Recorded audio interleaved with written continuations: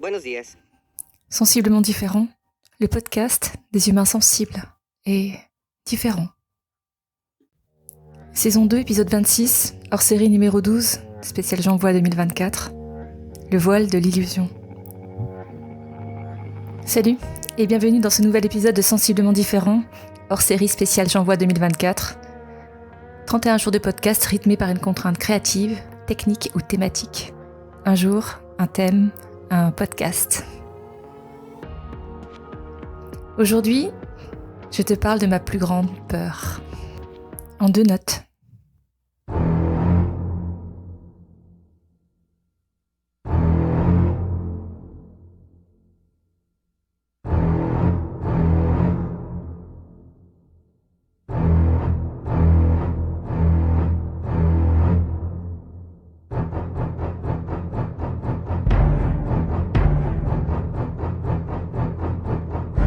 L'image qui se dessine dans ta tête est assez précise, n'est-ce pas ? Je m'appelle Magali Darnay, je suis thérapeute en kinésiologie transpersonnelle, podcasteuse, coach émotionnel, musicienne, chanteuse. J'agis comme révélateur.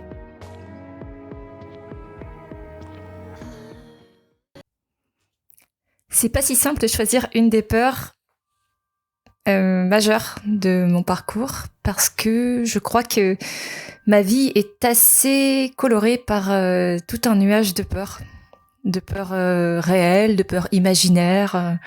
Et je crois que j'ai très très longtemps baigné dans un bon paquet de peurs. Ça fait quand même partie de mon chemin de savoir quoi faire de cette peur, de ces peurs, de pouvoir faire le tri, de pouvoir les surmonter, de pouvoir les transmuter, de pouvoir apprendre à les gérer, à faire face, à les affronter et puis à les dépasser. Donc, le thème de la peur, c'est quand même quelque chose qui me touche d'assez près, parce que d'aussi loin que je me souvienne, j'ai eu très peur. La peur dont je vais te parler, ce n'est pas celle qui a été évoquée dans mon introduction, même si je dois t'avouer qu'après avoir vu Les Dents de la Mer, j'ai mis un paquet de temps avant d'accepter de renager dans l'océan. Donc, la peur dont je vais te parler aujourd'hui, c'est plutôt une peur qui est qui est pas récente, mais que j'identifie en tant que telle, qui est la peur de l'illusion. La peur de manquer de discernement entre ce qui est vrai et ce qui n'est pas vrai.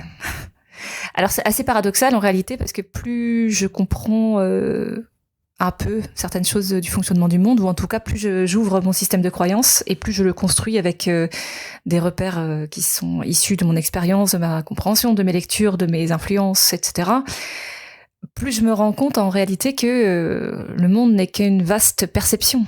Une perception à travers des milliers de filtres, qui est notre système de croyances, lui-même influencé par notre culture, notre passé d'humain, notre passé à travers les âges, à travers nos générations, et tout ce qu'on a pu transmettre, notamment de par l'épigénétique, et puis d'autres voies qui sont peut-être plus mystiques. Donc, savoir faire du discernement quand on sait que finalement tout n'est que perception et qu'il n'y a pas vraiment de réalité et qu'il n'y a pas vraiment de vérité à part la sienne propre qui n'est que basée sur des ressentis, c'est assez déjà compliqué et effectivement paradoxal. Et pour autant, ce qui jalonne également ma vie, c'est quelque chose de l'ordre de l'abus. Ce qui fait que pour moi, il était assez compliqué de faire le tri entre ce que je voyais, ce que je ressentais et ce que l'on me disait comme étant vrai. Donc ça a été tout un parcours aussi de se réapproprier en fait mes propres sensations à travers mon corps, mais aussi à travers mon mental, de pouvoir écouter ce petit allié qui, à une certaine époque, je considérais comme traître, à savoir mon corps. Donc, naviguer là-dedans, cette espèce de discernement, savoir ce qui est vrai pour soi, ce qui n'est pas vrai, ce qui est de l'ordre de l'illusion, du rêve, des projections, des attentes, et ce qui est tangible, matériel, concret, c'est assez compliqué.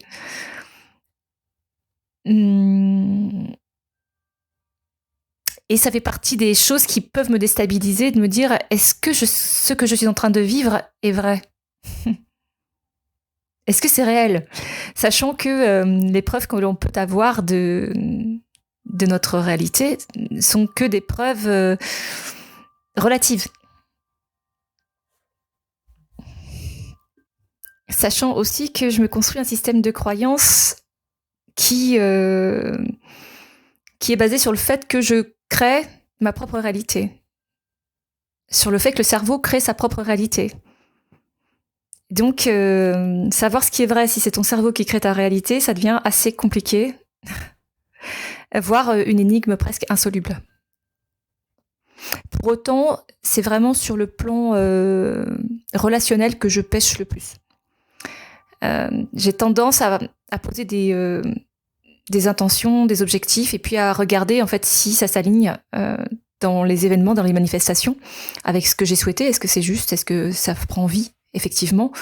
Ou est-ce que c'est quelque chose qui va se dessiner d'une autre façon, qui va se matérialiser d'une autre façon? Ou est-ce qu'il y a quelque chose que j'ai pas compris, qui n'était pas suffisamment aligné avec moi-même ou avec mes valeurs, et qui du coup n'est pas forcément prioritaire ou pas juste de cette façon-là? Est-ce que ce que je souhaite est bon pour moi, pour les autres? Est-ce que ce que je souhaite est vraiment cohérent ou révélateur de ce qui est mon moi profond ou pas? Donc ça, en fait, c'est un petit peu ma façon de fonctionner, où j'ai des feedbacks en fait par la vie elle-même sur ce que je pose comme intention, souhait ou comme direction, tout en posant des actes qui sont réellement dans la matière. J'ai déjà parlé d'utopie dans un autre épisode. Aujourd'hui, c'est vrai que je prends plaisir à vivre dans le monde de la matière.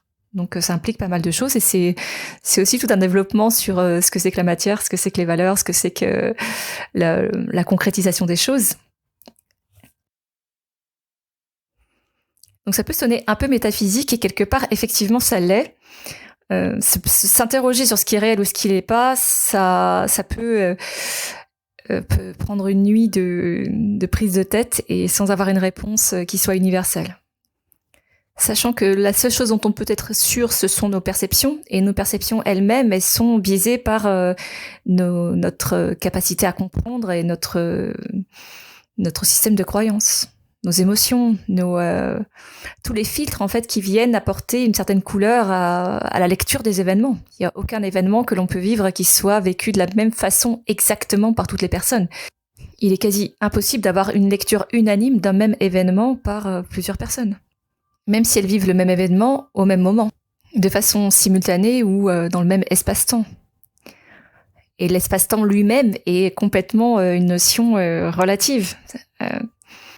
La ligne de temps elle-même est réinterrogée en mettant le présent, le passé et le futur sur le même plan. Ce qui peut impliquer de pouvoir avoir un impact à la fois sur son futur et sur son passé. Dans ce contexte-là, et sans que je rentre trop dans les détails, il faudrait aller lire Philippe Guillemant pour pouvoir mieux comprendre de quoi je parle. Et effectivement, la physique quantique et tout ce qui va être de l'ordre de l'espace-temps. J'ai cette crainte ou cette peur fondamentale qui me surprend parfois de façon assez puissante sur est-ce que je suis en train de vivre quelque chose de vrai ou dans l'illusion. Ce qui est vrai pour moi peut ne pas l'être pour quelqu'un d'autre, et ce qui est vrai pour moi maintenant peut ne pas l'être à un autre moment. Ça fait beaucoup de relativité. Donc, de façon concrète, j'ai été confrontée à cette plus grande peur il y a très peu de jours, quelques jours là, juste très récemment. Et je me rends compte en fait que quelque chose que je construis ou que je crois construire ne repose pas forcément sur les bases que je pensais être réelles. Et je me rends compte que ce que je crois mettre en place sur certains plans n'a pas de fondement en fait, ou pas ce que je croyais. Et qu'à force de ne pas avoir de matérialisation d'une forme de croyance, finalement cette réalité n'existe pas. Il n'y a pas de réalité. Elle demeure à l'état d'illusion ou de projection. Donc pendant les 4 dernières années, mais surtout les 2 dernières années, je me suis pas mal interrogée sur la réalité tangible de l'existence de cette relation. Et je me rends compte qu'elle n'a pas de matérialité, donc qu'elle n'existe pas, donc qu'elle est une illusion. Au moment même où je te parle, je suis en train de traverser, d'être confrontée à ma plus grande peur. À ceci près que je viens de décider en quelque sorte de sa catégorisation, réalité ou illusion, et que je viens de classer l'événement dans la catégorie illusion.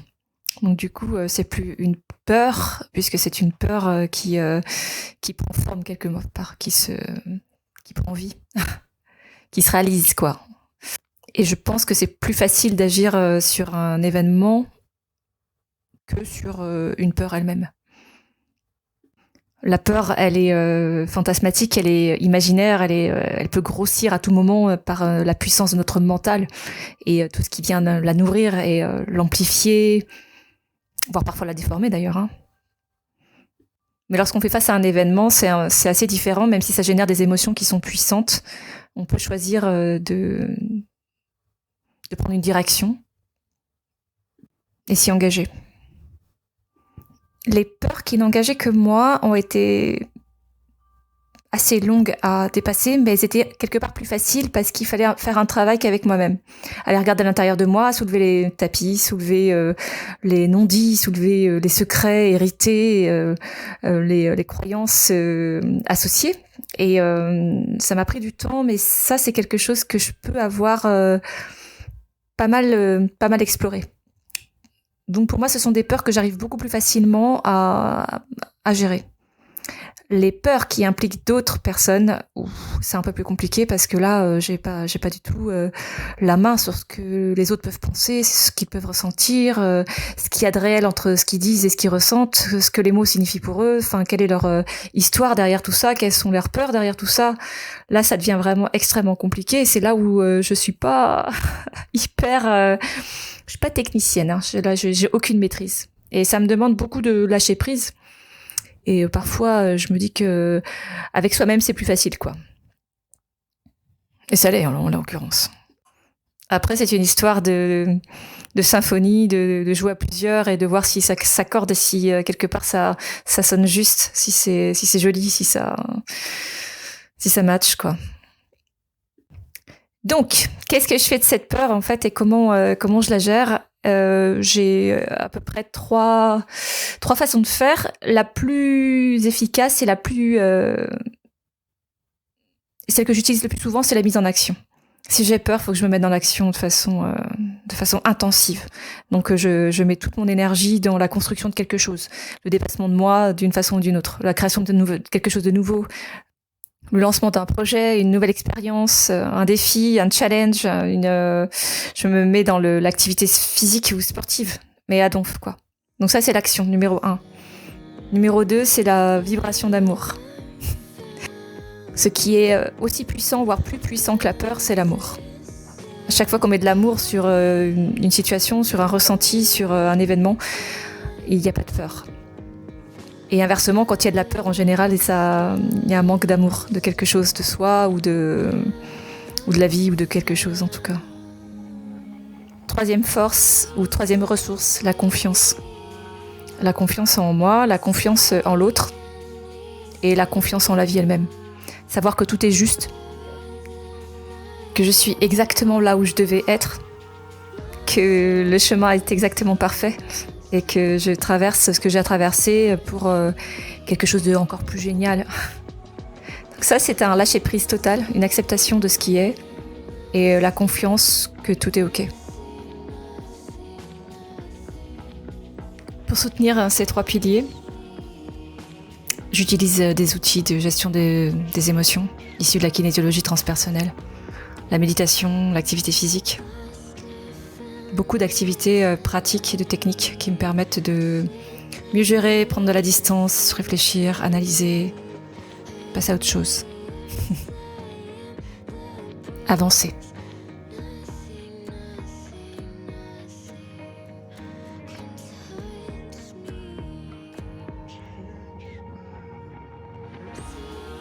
Tu as aimé cet épisode ?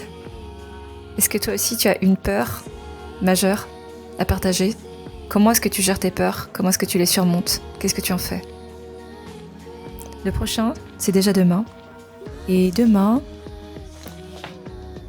on débat d'une croyance à faire.